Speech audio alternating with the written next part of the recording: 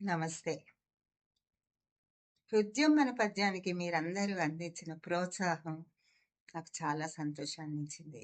మీలో ఒకదానిగా నేను మరికొన్ని అందించడానికి ప్రయత్నిస్తాను. మీ అందరికీ మనసా వచసా కర్మణ ధన్యవాదాలను సమర్పించుకుంటున్నాను. ఎప్పటికీ మీ ప్రోత్సాహం ఇలాగే ఉంటుంది అనుకుంటూ, మనం ఈరోజు నిన్న అసంపూర్తిగా వదిలాము మొదటి భాగంలో. దాన్ని పూర్తి చేసుకుందాము. అదేనండి, చుక్క తెచ్చే చిక్కు. అంటే మన వర్ణమాలలో కొన్ని అక్షరాలకి మనం కనుక ఇప్పుడు వాడుతున్న విధానం గమనిస్తే, కేవలము దాని లోపల పెట్టే ఒక చిన్న బిందువు దాని యొక్క ఉచ్చారణని, దాని స్థానాన్ని, అది ఇచ్చే అర్థాన్ని పూర్తిగా మార్చివేస్తుంది. అది ఏమిటో గమనించడానికి చేసే ఈ చిన్ని ప్రయత్నమే మనము ఇప్పుడు ముచ్చటించుకుంటున్న చుక్క తెచ్చే చిక్కు. ఆ చుక్కని గమనించి ఎక్కడ పెట్టాలో, ఎక్కడ పెట్టకూడదో అది కనుక మనం గమనిస్తే, ఆ పొరపాట్లు, తడబాట్లు ఉండకుండా మనం సవ్యంగా దాన్ని అందించగలుగుతాం. సరే, రండి చూద్దాం అవేంటో. నిన్న మనము ఆ త అది తవర్గంలో ఉన్న త, థ, ద, థ లో ఉన్న మహాప్రాణాలైన థ, వాటి గురించి, అవి మామూలు దా గురించి కూడా మనం మాట్లాడుకున్నాము.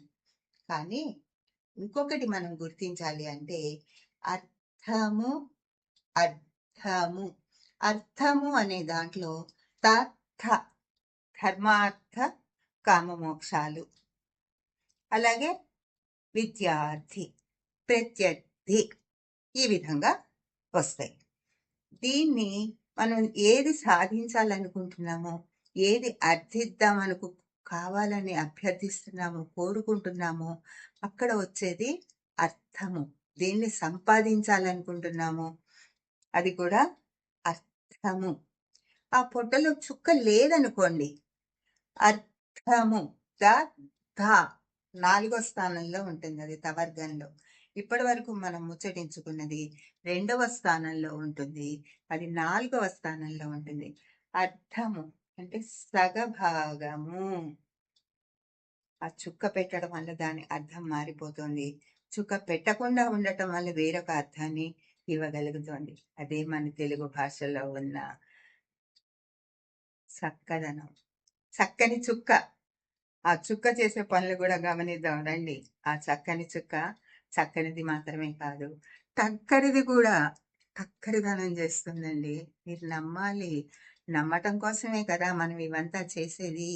రండి, ఇక్కడ మనం గమనిస్తే, ఇక్కడ రా అనేది ఇవ్వబడ్డది. ఈ రా అనే హల్లు యా రా లా వా అనే అంతఃస్థంలో ఉన్నది ఈ హల్లు.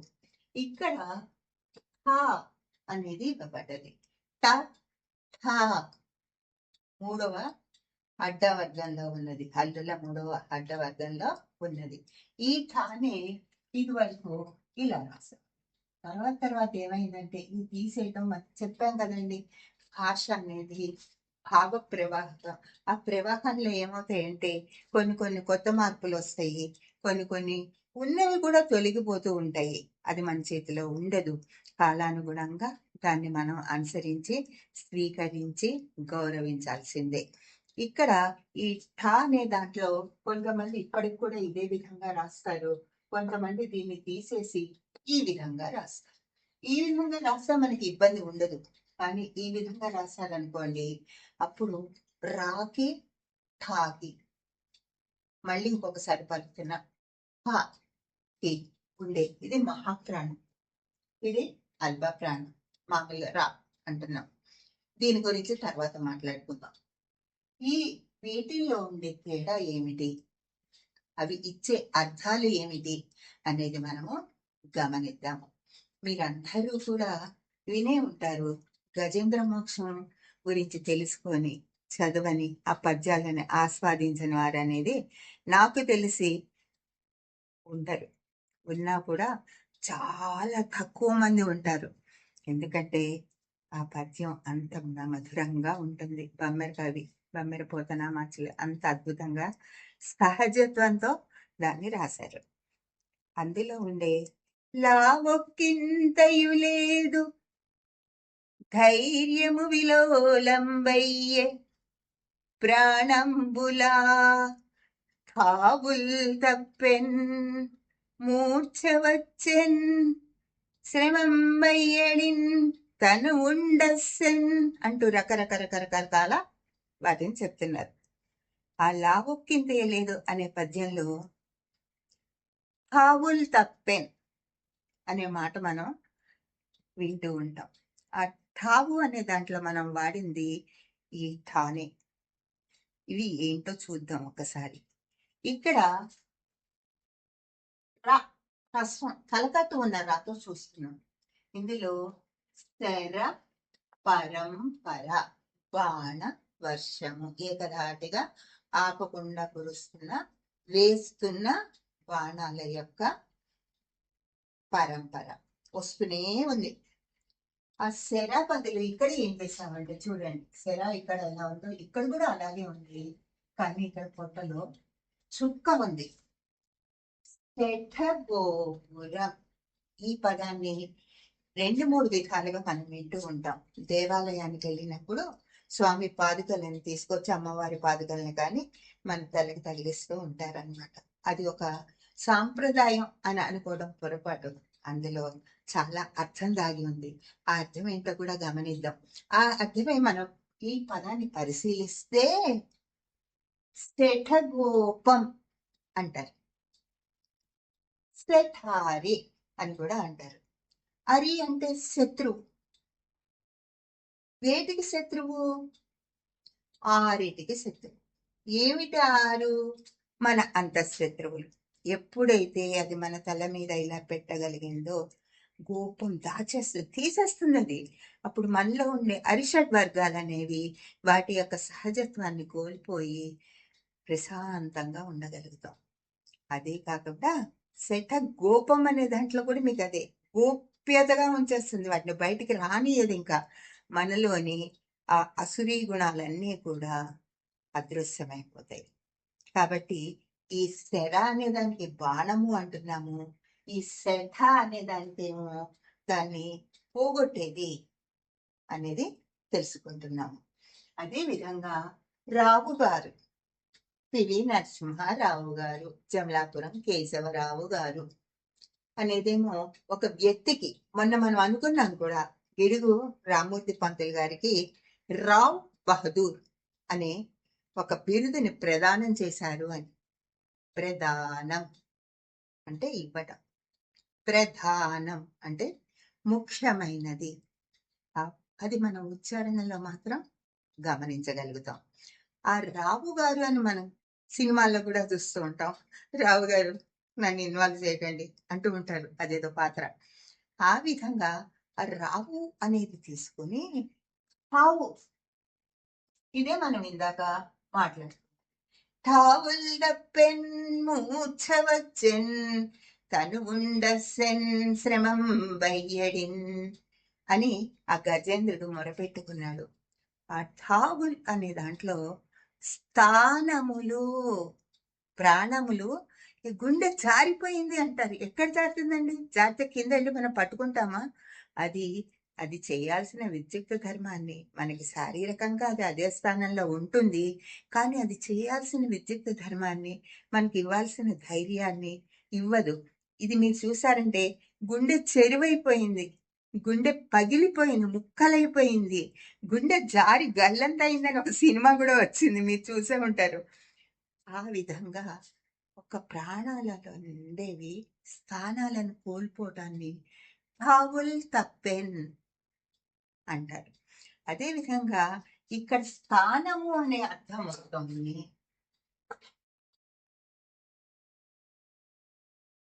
ఇక్కడ కూడా చుక్క. అంతేకాకుండా మనం ఒక కాగితం యొక్క దాన్ని చూసేటప్పుడు అరఠావు, పావుఠావు అనేది మీరు వినే ఉంటారు. ఆ పుస్తకాలు ఇదో బాగా ఎక్కువగా వాడుకలో ఉండేది. అరఠావు పుస్తకాలు, లాంగ్ నోట్ బుక్స్ అంటాం మనం ఇప్పుడు. అది పుస్తకము పేజీ యొక్క కాగితం యొక్క కొలత, అది ఎంత పొడుగుంది ఎంత వెడల్పుంది అని చెప్పేదాన్ని హావు అని కూడా అంటారు. అదే విధంగా కరి వలన ఇక్కడ రీ వచ్చింది. ఈ విధంగా ఇక్కడ రీ లాగానే ఇక్కడ కూడా రీ వచ్చింది. కంబు కంఠి అంటే శంఖము వంటి మెడ కల స్త్రీ. సారీ, ఇక్కడ మనం ఒక చిన్న విషయాన్ని ముచ్చరించుకుందామండి. నాకు ఇదివరకు ఈ పద్యాలు చెప్పేవాళ్ళండి, నాకు చాలా ఇష్టం. సిరితా వచ్చిన వచ్చును సలలితముగ నారికేళ సలిలము భంగిన్. బాగుంది. సిరితో పోయిన పోవును కరిమింగిన వెలగ పండు కరణిని సుమతి అని చెప్పేవాడు. అంటే నాకు అప్పుడు చాలా సందేహం వచ్చేది. ఈ వెలగపండు ఏంటి, ఏనుగు తింటమేంటి, అది లోపల గుజ్జు తిని అది తీసుకునేటప్పుడు కానీ విసర్జించేటప్పుడు కానీ వెలగపండు అదే విధంగా ఉంటుంది, అది కరి యొక్క గొప్పతనము అని చెప్పేవాళ్ళు. నాకు చాలా సందేహం ఉండేది, కానీ ఎవరినైనా అడగాలంటే కొంచెం భయం వేసేది. నీకెందుకమ్మా ఈ ఓవర్ యాక్షన్లు అంటారని. అయితే ఏమైందంటే ఒక సంవత్సరం నాకే వచ్చింది ఆ పద్యం, నేనే చెప్పాల్సి వచ్చింది స్కూల్లో. వెంటనే అయ్య బాబోయ్ ఇది ఇట్లా కాదు, దీని గురించి కొంచెం మనం భగవంతుడిని ప్రార్థించాలి, అన్వేషించాలి, 10 మంది సాహితీవేత్తల్ని అడగాలి, తప్పు లేదు, మొహమాటం అసలే లేదు అని. ఇప్పుడు అడిగితే వాళ్ళు ఏం చెప్పారంటే, కరి అనే దానికి కూడా అమ్మ మన తెలుగు భాష ఎంత గొప్పదో, ప్రతిసారి ఎంత గొప్పది ఎంత గొప్పది ఎంత గొప్పది అంటే ఇంత గొప్పది అని చెప్పలేని స్థితిలో ఉన్నాం మనం. ఎంత చెప్పినా ఇంకా ఏదో ఒకటి మనం చెప్పాల్సి వస్తూనే ఉంటుంది.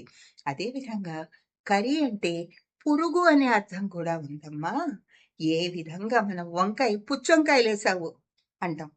పుచ్చు వంకాయ ఎలా వస్తోందండి, పైకి వంకాయ మామూలుగానే తయారైంది కదా, దాని లోపల ఒక పురుగు దూరి దాన్ని తొలిచింది. అదేవిధంగా వెలగపండులో కూడా పురుగు దూరి ఆ వెలగపండులో ఉన్న గుజ్జునంతా తినేస్తుంది. దాన్ని పగలగొట్టినప్పుడు మనకి డొల్ల కనిపిస్తుంది కానీ గుజ్జు కనిపించదు. ఆ విధంగా మనం పట్టుకోలేము ఆ పురుగుని. అది ఎప్పుడు వచ్చింది, ఎప్పుడు దూరింది, ఎప్పుడు తింది అనే విషయం మనం గ్రహించలేము. అంతా అయిపోయిన తర్వాత చూస్తే మనకు అది తెలుస్తుంది. అదేవిధంగా సంపదలు అనేవి వచ్చినప్పుడేమో ఏ విధంగా కొబ్బరి బొండంలో నీరు వస్తుందో, ఎప్పుడు వస్తుందో, ఎలా వస్తుందో, ఎవరు దాన్ని తయారు చేస్తున్నారో తెలియదు. అదే విధంగా ఆ సంపదలు పోయేటప్పుడు కూడా మనం గమనించలేము. అంటే అర్థములు శాశ్వతం కావు. ఏవి? ఈ లోకల్లో మనం చూసుకునే ఈ సంపదలు. కానీ ధర్మార్థ కామ మోక్షాల్లో అవి శాశ్వతమే. కాబట్టి ఇక్కడ కరి అనే దానికి మీకు ఏనుగు,